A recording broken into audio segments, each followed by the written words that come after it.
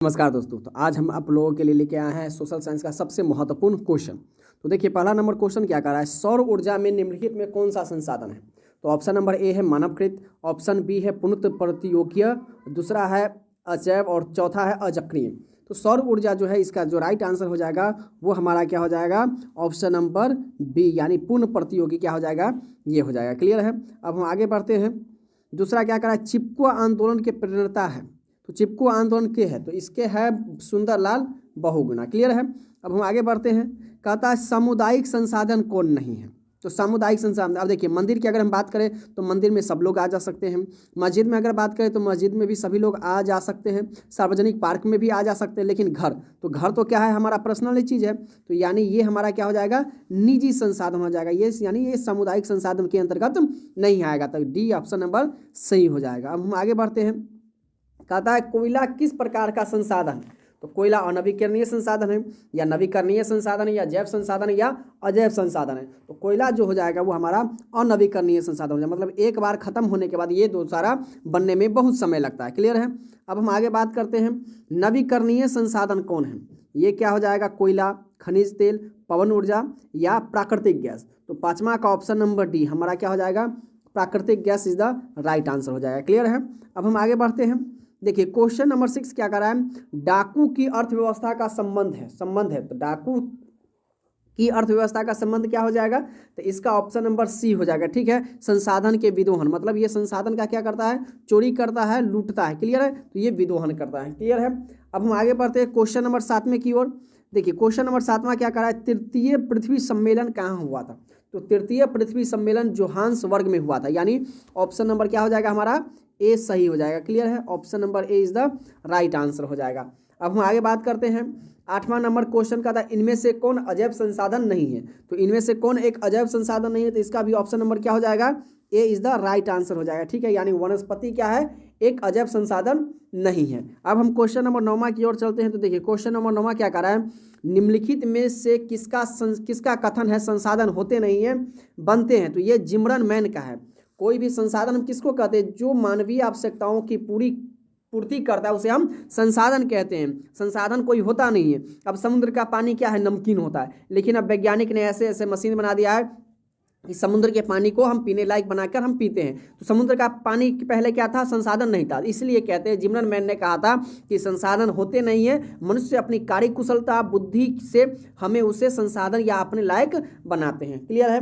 अब हम आगे बढ़ते हैं क्वेश्चन नंबर 10 की ओर। देखिए क्वेश्चन नंबर 10 क्या कर रहा है, तट रेखा से कितनी किलोमीटर क्षेत्र सीमा अपवर्जक आर्थिक क्षेत्र कहलाता है। तो देखिए 10वां का जो है बी नंबर क्वेश्चन हो जाएगा, यानी 200 किलोमीटर के क्षेत्र वाला क्या हो जाएगा हमारा, आर्थिक क्षेत्र कहलाता है। क्लियर है। अब क्वेश्चन नंबर 11 की ओर बढ़ते हैं। समुद्री क्षेत्र में राजनीतिक सीमा के कितनी किलोमीटर क्षेत्र तक राष्ट्रीय संपदा निहित है। तो देखिए 11 का जो है ऑप्शन नंबर सी यानी 12 किलोमीटर तक क्या हो जाएगा, वो हमारे क्षेत्र के अंतर्गत आएगा। क्लियर है। अब हम आगे बढ़ते हैं क्वेश्चन नंबर 12 की ओर। देखिए तो 12 क्या कर रहा है, निम्नलिखित में प्राकृतिक संपदाओं में किसका भंडार सीमित है। तो प्राकृतिक संपदा में किसका भंडार सीमित है। देखिए कोयला का भंडार क्या है, सीमित है। एक बार अगर कोयला खत्म हो जाएगा तो इसे बनाने में बहुत समय लगता है। क्लियर है। अब हम आगे की ओर बात करते हैं। तो देखिए क्वेश्चन नंबर 13 क्या कर रहा है, संसार की सबसे कीमती संसाधन कौन हो जाएगा। अब देखिए इसमें सबसे ज़्यादा बच्चे कंफ्यूज होते हैं कि पशु भी कीमती है, खनिज भी कीमती है, वन भी कीमती है, डी भी कीमती है। लेकिन इस सब में अगर सबसे ज़्यादा अगर कीमती की हम बात करें तो हमारा ऑप्शन नंबर बी क्या हो जाएगा, खनिज सबसे कीमती। अब जैसे हम एक गाय ले और 1 किलो सोना ले तो कौन सबसे ज़्यादा महंगा होगा, खनिज होगा, यानी खनिज सबसे महंगा हो जाएगा। क्लियर है। अब देखिए क्वेश्चन नंबर 14 की ओर बढ़ते हैं हम। तो 14 नंबर कहता है कि इनमें से कौन निजी संसाधन में शामिल नहीं है। तो निजी संसाधन में शामिल नहीं है कौन, मकान, कार, मंदिर, साइकिल। तो 14 का जो आंसर हो जाएगा सी हमारा क्या है, निजी संसाधन में नहीं है। जब भी मंदिर बनता है वो तो चंदा से बनता है। क्लियर है। चंदा लेके, अब जैसे राम मंदिर अभी बन रहा है तो पूरे भारतवर्ष से चंदा लिया गया है, तब जाके राम मंदिर को बनाया गया है। मकान हमारा पर्सनल चीज़ है, कार हमारा पर्सनल चीज़ है, साइकिल भी हमारा क्या है, निजी संसाधन है। लेकिन मंदिर क्या है, एक निजी संसाधन के अंतर्गत नहीं आता है। अब क्वेश्चन नंबर 15 की ओर पढ़ते हैं। कहता है कि दी पॉपुलेशन बम नामक पुस्तक किस वर्ष प्रकाशित हुई थी। 1958 ईस्वी में, 1978 ईस्वी में, 1987 ईस्वी में या 1968 ईस्वी में? तो 15 का जो है वो ऑप्शन नंबर डी यानी 1968 ईस्वी में दी पॉपुलेशन बम नामक पुस्तक प्रकाशित की गई थी। क्लियर है। अब क्वेश्चन नंबर 16 की ओर बढ़ते हैं। 16 कह रहा है कि पंजाब किस प्रकार के संसाधन के मामले में गरीब है? पंजाब जो है वो किस प्रकार के संसाधन में गरीब है? खनिज में गरीब है, कृषि में गरीब है, जल में या मानव में? तो पंजाब जो है वो वहाँ खनिज कम मिलता है यानी खनिज में वो गरीब है। क्लियर है। अब हम आगे बढ़ते हैं। देखिए क्वेश्चन नंबर 17 क्या कहता है? बुंटलैंड किस देश के प्रधानमंत्री रह चुके? ये एक औरत है, ये किस देश की प्रधानमंत्री रह चुकी है? भारत की, ब्रिटेन की, नॉर्वे की, जापान की? तो भारत तो होगा नहीं क्योंकि भारत में अभी तक एक ही प्रधानमंत्री बनी है, वो है श्रीमती इंदिरा गांधी थी। क्लियर है। तो इसका ऑप्शन नंबर क्या हो जाएगा? सी, ये नॉर्वे की प्रधानमंत्री बनी थी। क्लियर है। अब क्वेश्चन नंबर हम 18 की ओर बढ़ते हैं। देखिए क्वेश्चन नंबर 18 क्या कर रहा है? बांधों में जल किस संसाधन वर्ग का उदाहरण है? भंडार का है, संचित का है या संभावी है या विकसित है? तो इसका 18 का जो है वो ऑप्शन नंबर क्या हो जाएगा? बी, संचित हो जाएगा। क्लियर है। अब हम आगे की ओर बढ़ते हैं। क्वेश्चन नंबर 19 हमारा क्या कर रहा है? स्वामित्व के आधार पर संसाधन कितने प्रकार के होते हैं? तो स्वामित्व के आधार पर संसाधन 4 प्रकार के होते हैं। क्लियर है। अब हम आगे बढ़ते हैं। 20वां नंबर क्वेश्चन देखिए, संसाधन नियोजन के कितने स्तर होते हैं? तो संसाधन नियोजन के 4 स्तर होते हैं। क्लियर है, यानी 3। ऑप्शन नंबर हमारा क्या हो जाएगा? सी हो जाएगा। अब हम आगे की ओर बढ़ते हैं। क्वेश्चन नंबर 21 का रहा है, इनमें से कौन विकास के स्तर के आधार पर संसाधन का वर्ग नहीं है? तो हमारा क्या हो जाएगा? डी हो जाएगा। क्लियर है, यानी डी क्या हो जाएगा? ज्ञात। अब देखिए क्वेश्चन नंबर 22 क्या कर रहा है? जैव और अजैव संसाधन वर्गीकरण का आधार क्या है? तो 22 का जो है ऑप्शन नंबर डी यानी उत्पत्ति। उत्पत्ति क्या है? अजैव संसाधन के वर्गीकरण का आधार है। अब आगे हम बढ़ते हैं। क्वेश्चन नंबर 23 हमारा देखिए क्या कर रहा है? निम्नलिखित में कौन प्राकृतिक संसाधन नहीं है? प्राकृतिक संसाधन कौन नहीं है? तो नगर क्या हो जाएगा? प्राकृतिक संसाधन नहीं है। प्राकृतिक मतलब जो मानव ने स्वयं नहीं बनाया है ना? तो मानव ने वन नहीं बनाया है, नदियाँ नहीं बनाया है, नगर बनाया है, खनिज नहीं बनाया है, यानी ये हमारा नगर क्या हो जाएगा? सही हो जाएगा। Option number C is the right answer. अब 24 का देखिए क्या है क्वेश्चन नंबर। प्रथम पृथ्वी सम्मेलन किस देश में आयोजित हुआ था? तो प्रथम पृथ्वी सम्मेलन जो है वो ब्राजील में आयोजित किया गया था, यानी ऑप्शन नंबर डी क्या हो जाएगा? सही हो जाएगा।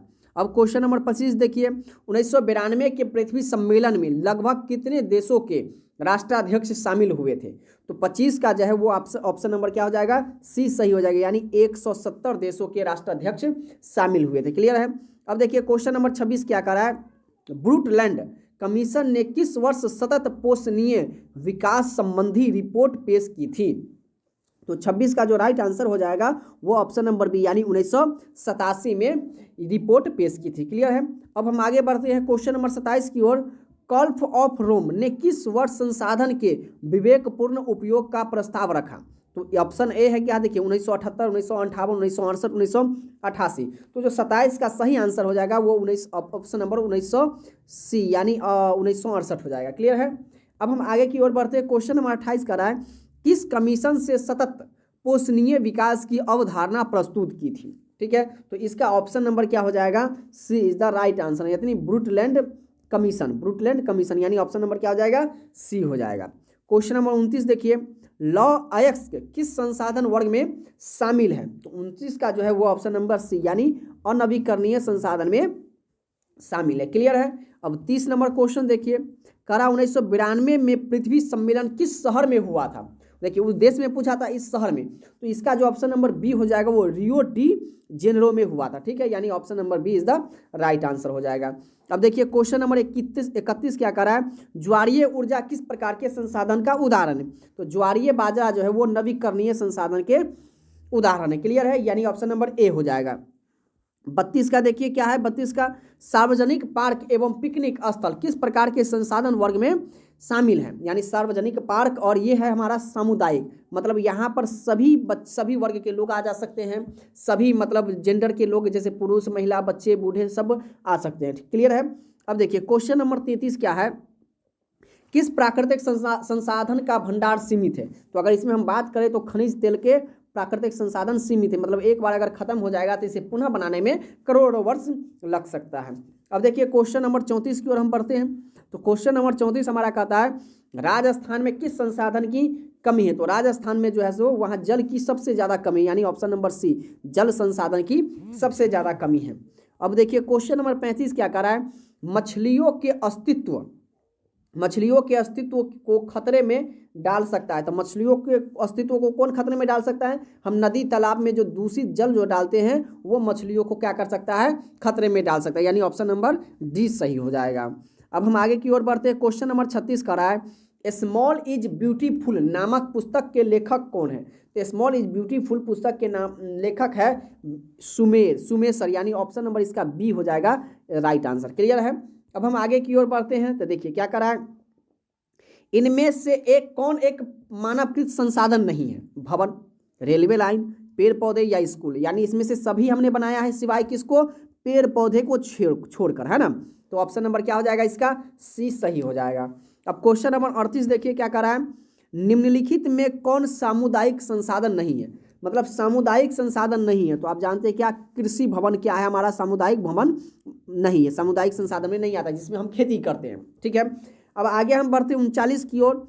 देखिए 39 क्या करा है, हमारा साझा भविष्य क्या है। तो ये हमारा एक विचार है ना, नहीं कहता है कि एक आइडिया आपकी जिंदगी को बदल सकता है, यानी एक विचार हमारा क्या हो जाएगा, राइट आंसर हो जाएगा। क्लियर है। अब क्वेश्चन नंबर हम 40 की ओर बढ़ते हैं। तो देखिए क्वेश्चन नंबर 40 का रहा है, भारत का लद्दाख क्षेत्र किस संसाधन में धनी है, मतलब संसाधन के रूप में देखें तो लद्दाख किस में धनी है। तो ये सांस्कृतिक विरासत में धनी है ना, यहाँ का जो विरासत हमें मिला है ये इसमें धनी है। अब क्वेश्चन नंबर हम 41 की ओर बढ़ते हैं। तो देखिए कहता है, भारत में सर्वाधिक क्षेत्र पर किस मिट्टी का विस्तार है।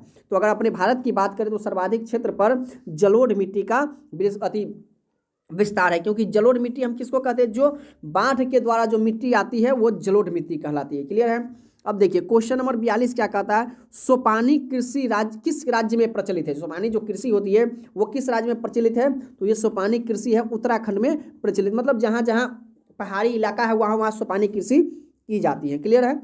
अब देखिए क्वेश्चन नंबर 43 क्या कह रहा है, काली मृदा का दूसरा नाम क्या है, मतलब काली मिट्टी का दूसरा नाम क्या है। तो काली मिट्टी के दूसरा नाम में हम इसको रेगूर कहते हैं, यानी ऑप्शन नंबर बी हमारा क्या हो जाएगा, सही हो जाएगा।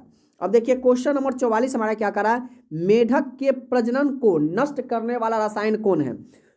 तो इसका जो राइट आंसर हो जाएगा वो क्या हो जाएगा, ऑप्शन नंबर सी, यानी एंड्रीन नामक जो है सो ये इसके क्या कर देता है, अति कर देता है। क्लियर है।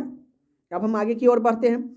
देखिए क्वेश्चन नंबर 45 क्या कर रहा है, अक्षरित मूल चट्टानों के कण मिट्टी के किस परत में मिलते हैं। तो मिट्टी के ये 100 परत में मिलते हैं, किस में मिलते हैं, 100 परत में मिलते हैं। क्लियर है। अब देखिए क्वेश्चन नंबर 46 क्या कर रहा है, रंग के आधार पर इनमें से कौन मिट्टी का एक वर्ग नहीं है। तो रंग के आधार पर इनमें से कौन नहीं हो जाएगा, तो इसका ऑप्शन नंबर डी, यानी हरी क्या हो जाएगा, मिट्टी का वर्ग नहीं, हरा रंग का मिट्टी नहीं होता है। क्लियर है। अब देखिए क्वेश्चन नंबर 47 क्या कर रहा है, मृदा संरक्षण के लिए भारत सरकार ने किस वर्ष केंद्रीय संरक्षण बोर्ड का गठन किया। तो 47 का जो हो जाएगा वो ऑप्शन नंबर डी, यानी 1953 में क्या किया गया था, मृदा संरक्षण के लिए एक केंद्रीय संरक्षण बोर्ड का गठन किया गया था। क्लियर है। अब देखिए क्वेश्चन नंबर 48 क्या कर रहा है, केरल में किस मिट्टी की प्रधानता है, मतलब केरल में सबसे ज़्यादा कौन सी मिट्टी पाया जाता है। तो ये लेटेराइट मिट्टी पाया जाता है, जो मसाला के लिए सबसे उत्तम मिट्टी माना जाता है। तो है ना, तो दुनिया में अगर सबसे ज़्यादा मसाला अगर पूछे कहाँ मिलता है तो वो केरल में मिलता है। क्लियर है। अब हम आगे की ओर बढ़ते हैं। क्वेश्चन नंबर 49 देखिए क्या कर रहा है हमारा, भारतीय कृषि अनुसंधान परिषद ने भारत की मिट्टियों को कितने वर्गों में बांटा है। तो अगर हम बात करें कितने वर्गों में बांटा है, तो ये हमें बांटा है 8 वर्गों में, है ना, यानी इसका ऑप्शन नंबर क्या हो जाएगा, ए इज द राइट आंसर है। हम आखिरी क्वेश्चन की ओर बढ़ते हैं। तो देखिए हमारा आखिरी नंबर क्वेश्चन क्या है, काली मिट्टी किस फसल के उत्पादन के लिए उपयुक्त है, मतलब सबसे ज़्यादा। तो ये कपास, मतलब काली मिट्टी में सबसे ज़्यादा कपास बनता है। तो आज के लिए बस इतना ही। अगर आपको ये वीडियो पसंद आए तो वीडियो को लाइक कीजिए, शेयर कीजिए, और चैनल पर हमसे पहली बार जुड़े हुए हैं तो हमारे चैनल को सब्सक्राइब जरूर करें। मिलते हैं अगली क्लास में, तब तक के लिए जय हिंद।